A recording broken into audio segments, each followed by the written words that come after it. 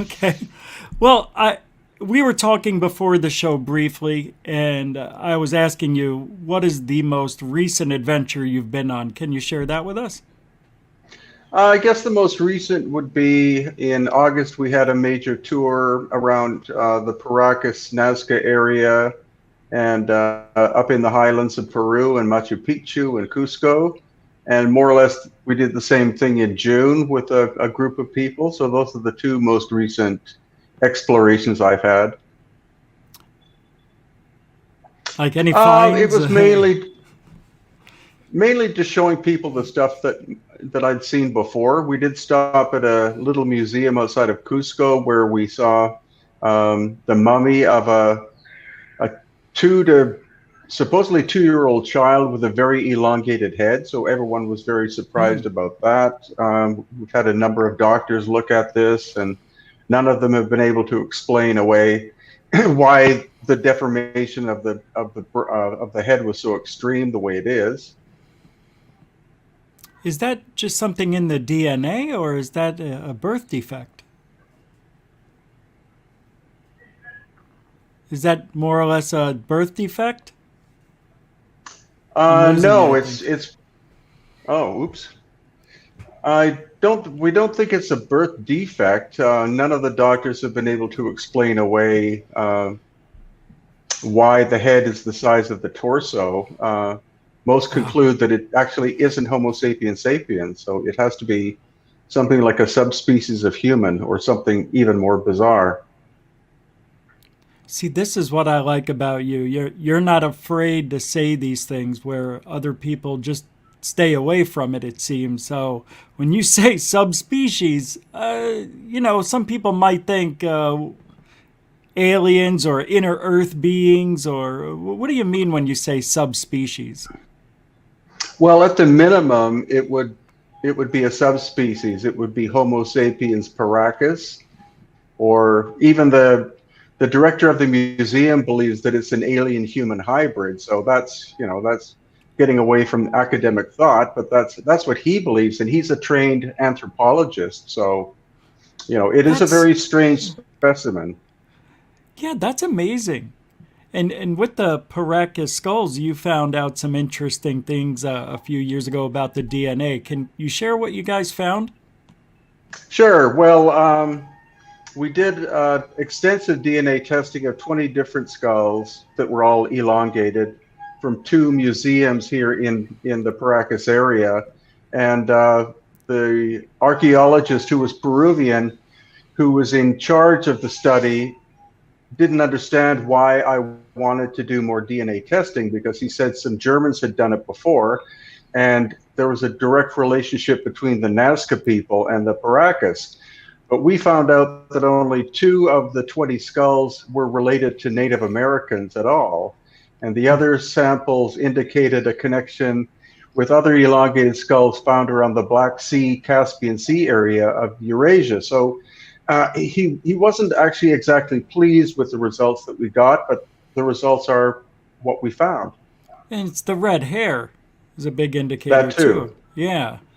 Yeah, that was an interest. I just was watching your episodes here, but yeah, it's amazing. Where can your channel on YouTube is? It's just your name, Brien Foerster, right? That's right. Do you have any other places where people can find you before I forget to ask?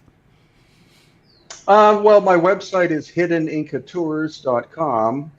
So there are links there to my books. My most recent book about the practice contains all of the DNA results, as well as blood. We did some study of their blood type, and their blood type also doesn't match Native American blood. It's more, it's very varied. Blood type, it was supposed to be blood type O, was supposed to show up because that's what Native American people of this area have, but only some, I think 40% turned out to be that. The others included blood type A, blood type B, and blood type AB. So their history is much more complex than simply some strange, Native American culture on the coast of Peru. Why would that be so hard to believe? I think. Well, actually, that's why I use YouTube rather than bothering to go through academia, because the academics simply shun this information. They don't even want to discuss it. Um, and so that, that's problematic. People keep saying, well, everything should be peer reviewed. And it's like, if the peers are academics who don't want to look at the information, then you're not going to get much of a review out of them. I know you've probably been asked this a million times, but why don't they? Why don't they want to get involved? It simply doesn't match their paradigm. It disrupts their entire history of what they've been taught.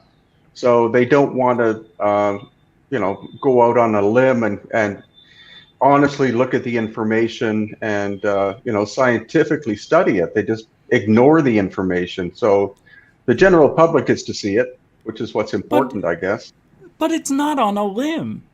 I mean, this is, you know what I mean? It's like, it's out there and it's facts. I mean, you can't deny science, right?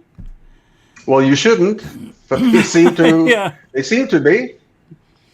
It just doesn't make sense. It's almost as if they're forced to be a certain way. And I don't know if it has to do with wherever they live or whatever politics are involved.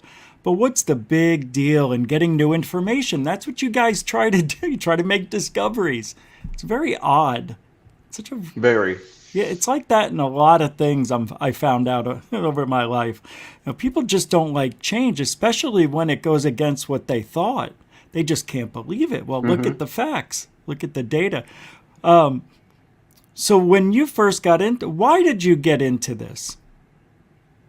I've just always had a fascination with ancient mysteries. So growing up and having National Geographic and looking at enigmatic aspects of Egypt was probably the start. And then I started traveling when I was 16, and I went to see Stonehenge in England, and that was quite interesting. And just over the course of time, I first came to Peru 15 years ago and was just blown away by the ancient structures I saw that obviously couldn't have been done by the Inca culture. So that's what started my major interest in this subject. So you must believe it's either aliens or it's a technology that's being hidden or not found yet. Am I right about that? Yeah, it's one or the other. It's either an ancient human civilization that disappeared without a trace except for the stone that works they left behind, or it was an off-world culture or number of cultures that came and built these things for their specific purpose and left them behind for us to inherit. But to take the tools, everything, have they found anything other than that's a man-made tool that you know of that they've hidden or can't talk about? Well, either the tools are hidden, or they decomposed over time, or they were recycled for other things, or they were taken away. I guess if it was thousands of years ago, I guess over time, different people, maybe found them and brought them to their government or their leader or whatever, and they hid it or destroyed it. I just find it amazing, the structures that you go around, those megalithic structures. What's the biggest one? The biggest megalithic structure? Where is that? I would say the biggest megalithic works are in Egypt, also Petra in Jordan, Baalbek in Lebanon, and in the highlands of Peru. They don't look like they were all done by the same people because the styles are different, the approach is different. But Egypt, of course, is a treasure trove of just astonishing ancient stuff that, again, academics try to, state that all of it was done by the pharaohs, but we know that a lot of this stuff is much, much older than that. So they were found by the pharaohs and repurposed. Yeah, that's what I heard. And I know Zawi Hawass used to be the curator over there, if I'm correct. He used to get angry anytime somebody brought up aliens, just go off on them. But a lot of people believe in that. You went to, there was this one sarcophagus that had some leak on it or some sort of, it was wet? What was that one Well, I'm thinking yeah, of? that's actually in what's called the Osiris shaft in That's right. Egypt on the Giza Plateau. And there was this viscous liquid that we found. I gave a sample to our geologist, and she took it back to Canada and had it studied. And it turns out that it's a modern petroleum product. So that was probably something that was used when they were doing excavations in the 1960s, and it was some kind of pump that maybe exploded when they were trying to remove the lid from a box. And so they didn't bother cleaning it up. Of course, we thought it was going to be some kind of very mysterious material. That's why I had her take it to be analyzed. It turned out to be bitumen, which is a petroleum-based product. It supposedly was used during dynastic times, during funerary rites and things like that. But it probably is quite modern. Isn't the story about that sarcophagus that looked like something tried to get out of it? Is that the one? Everything was broken outward on it. Actually, that's another. Yeah, that's another place. That's called the Oh, Serapeum, okay. where there's these 26 giant boxes that weigh up to 100 tons. And when they were found in the 19th century, the lids had been moved. The lids weigh 30 tons apiece in some cases. So that wouldn't have been the archaeologist, shifting the lid to see what's inside. There was only one that was sealed, and so they blew the end of that open, and there was nothing inside. So in some ways, it does look like there were things inside that maybe got away or left in ancient times. That's the thing. When you look at these structures, these tunnels, and the carvings and everything, a lot of people say that everything looks like it could have been done by us without any type of technology we haven't figured out yet.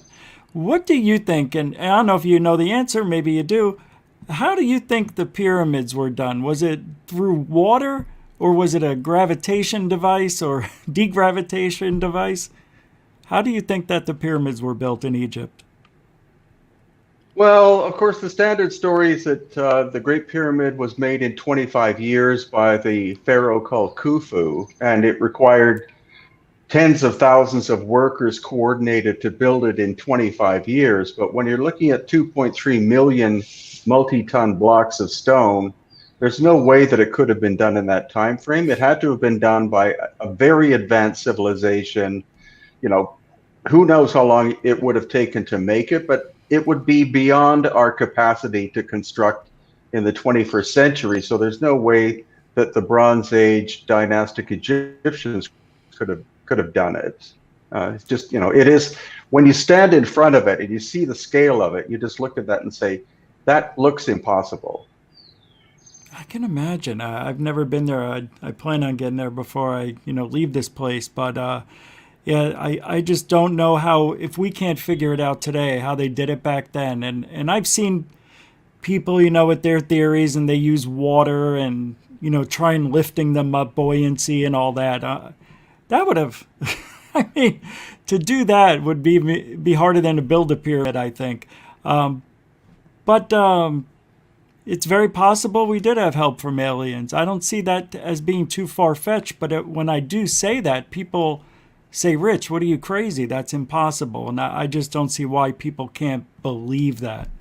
Because I want to know where the tools are. But, you need a place to make the tools, right? Where's that Yeah. place? Yeah, so, and you were... Yeah, you need the go technology ahead. to make the tools to begin with. You went to Göbekli Tepe in 2019? That was your first time That's there? right. Okay. Because I thought Yeah, I it's saw the you... only time I've been there so far. You have the quadcopter now. And I have one too. Those things come in real handy. What have you found with it that you wouldn't have been able to find if you were just on foot? Well, the great thing, of course, is that you can get to high elevation and look down on things. So if you can't climb something, then using the quadcopters is great for getting a different perspective. And of course, people love that when you put footage of that nature in a video, because it gives them a completely different perspective. It's amazing. And then you were at Nazca. I like the Nazca location. It's amazing, all those Nazca lines, and they're still finding them over there. Are those really meant to find water, as some people say? It's a really complex story because they were made over the course of 1,000 years by two different cultures. So the first culture were actually the Paracus, who the Nazca people took over. So it appears that some of the lines were for tracking underground water, but the big figures look like they were completely ceremonial. And of course, you can only see them from the sky. So obviously, they were made to appease something or someone with a perspective from the sky looking downwards. I also noticed, and I've always been fascinated. I know I'm jumping all over the place because, you know, Okay. it's this isn't in my wheelhouse. But when I watch you and I listen to, you talk, it's fascinating. You make it very easy to listen to and watch and learn. But Easter Island, I love that place, and it looks like you were there, right? You went to that Easter Island, 3 times so far. all right? How many of those are underground that they're now finding out were never underground? Everybody thought it was just the heads. How many of them are there? At least 950. They're still finding more of them. Oh my gosh, I didn't know it was that many. Holy mackerel. Hmm. That's a lot. Um, when was the last time you were there? I think 3 or 4 years ago. Sadly, there was a power outage when I was interviewing Brien Foerster, and thank you for checking this video out. Now for something a little different.